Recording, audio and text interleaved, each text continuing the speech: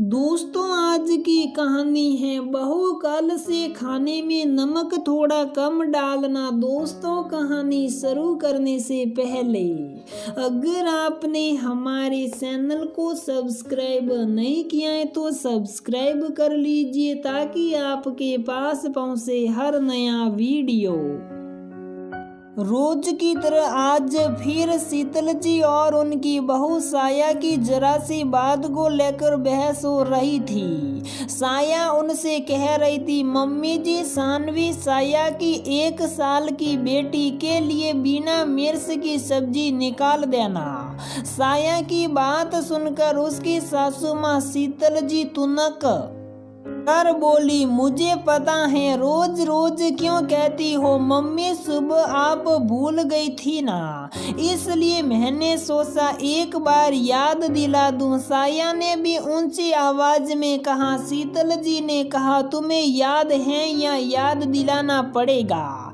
सुबह तुम्हारे पापा के दोस्त खाने पर आए थे, सब्जी में मिर्च डालने से सब्जी में वो स्वाद नहीं आता। साया सानवी को गोदी में उठाकर बड़बड़ाते हुए चली गई कि इस घर में तो बस स्वाद ही देखते रहो। अगर बारी बांधी है तो घर के हर सदस्य के हिसाब से खाना बनाने में क्या दिक्कत है।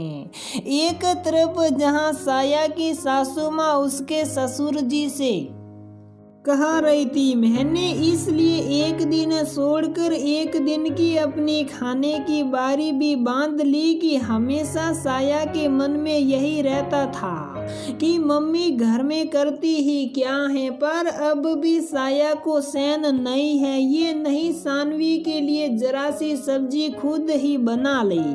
सब्जी में बाद में मिर्च डालने से और सबकी भी सब्जी का मजा खराब होता है। साया के ससुर जी बिना कुछ बोले अपने काम में व्यस्त रहे। दूसरी तरफ साया अपने पति सम्रत से कह रही थी, अगर मैं मम्मी से कहती हूँ सानवी को पकड़ लो, मैं खाना बना लेती हूँ, तो भी वो कहती है मुझसे सानवी के पीछे पीछे नहीं भागा जाता। फिर बार बार अपनी बारी बांधने का एहसान क्यों जताती हैं? सम्रत उसकी बात सुन बिना कुछ बोले वहां से उठकर चला गया।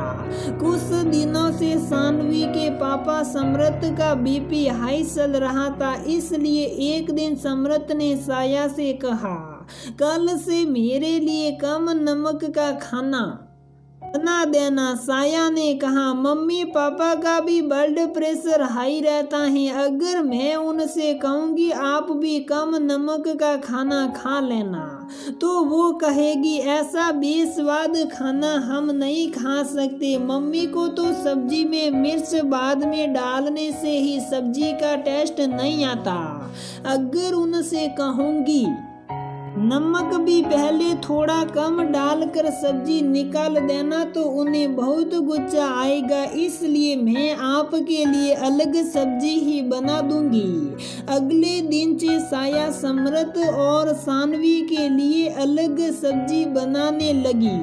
थोड़े दिन तो सब ठीक रहा, पर फिर उसकी सास शीतल जी को गुस्सा आने लगा कि इस तरह तो दोगुने बर्तन धोने पड़ते हैं, क्योंकि उनकी मेड 2 महीने के लिए गांव चली गई थी। दोनों सास बहू के बीच में तनाव रहने लगा। दोनों अपना काम खत्म करके अपने कमरे में चली जाती थी और एक दूसरे से बात भी बस जब करती थी जब कोई काम हो। ये सब बातें सम्रत और उसके पापा संजीव जी से छुपी नहीं थी।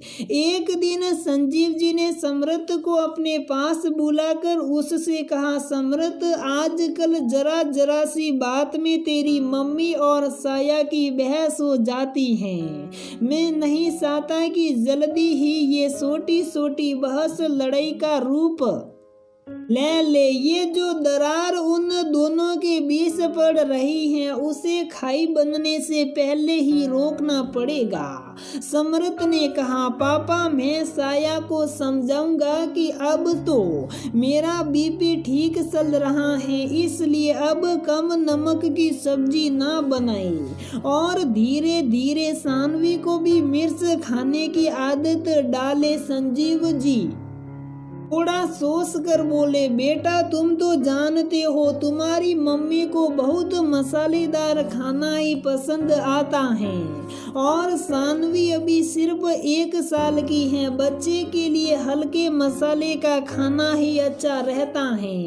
एक ही रसोई में एक समय में अलग अलग सब्जी बने उससे अच्छा है नीचे वाला फ्लैट जो मैंने किराए पर दे रखा है उसका एग्रीमेंट अब पूरा ही होने वाला है, इसलिए मैं उसे तुम्हारे लिए ठीक करवा देता हूँ। तुम साया और सानवी के साथ वहाँ शिफ्ट हो जाओ। समृत ने संजीव जी को समझाने की बहुत कोशिश की पर वो अपने फैसले पर अडिग रहे। समृत ने जब साया को संजीव जी का फैसला सुनाया तो साया ने कहा, मैंने कभी भी मम्मी पापा से अलग होने की नहीं सोची, जरा सी बात को पापा बढ़ा रहे हैं। शीतल जी तो संजीव जी की बात सुनकर सकते में आ गई। उन्होंने संजीव जी से कहा, आपने इतना बड़ा फैसला लेने से पहले एक बार मुझसे सलाह मशवरा करना भी जरूरी नहीं समझा? आप तो सुबह से रात तक ऑफिस चले जाते हो, पर मेरा पहाड़ सा दिन सानवी के बिना कैसे कटेगा? एक बार भी सोचा है आपने? संजीव जी ने उनसे कहा, बच्चों को लेकर ड्राइंग रूम में आओ।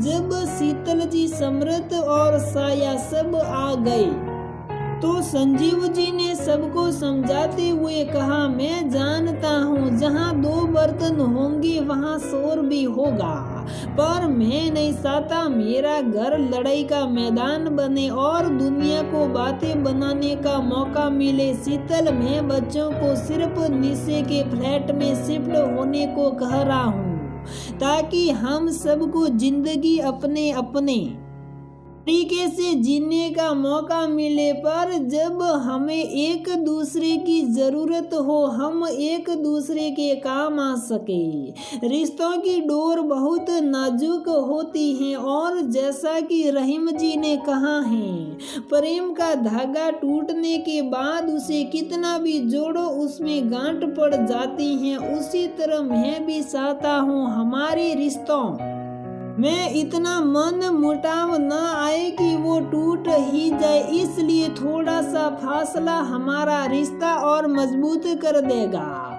संजीव जी के फैसले के आगे कोई कुछ नहीं बोल पाया, पर उनका फैसला सबके हित में था। समृत और साया सानवी के साथ नीचे वाले फ्लैट में शिफ्ट हो गए।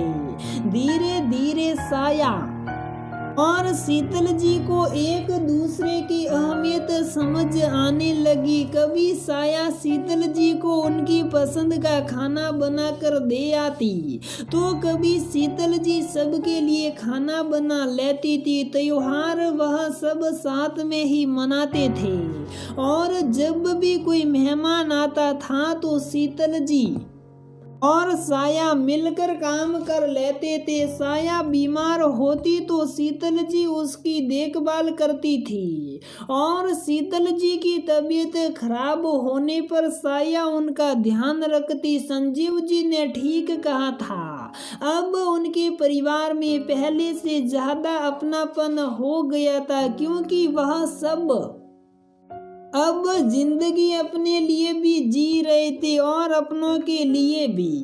दोस्तों, दुनिया की नजरों में बेशक बेटा अपने पिता से अलग रहने लगे तो एक सरसा का विषय बन जाता है, पर अगर उस एक निर्णय से उनके पूरे परिवार में पहले से ज्यादा अपनापन आ जाए तो ये फैसला लेने में संकोच नहीं करना चाहिए, क्योंकि पास रहकर लड़ाई झगड़ा करने से अच्छा है थोड़ी सी दूरी बनाकर रिश्तों को जी भरकर जीना।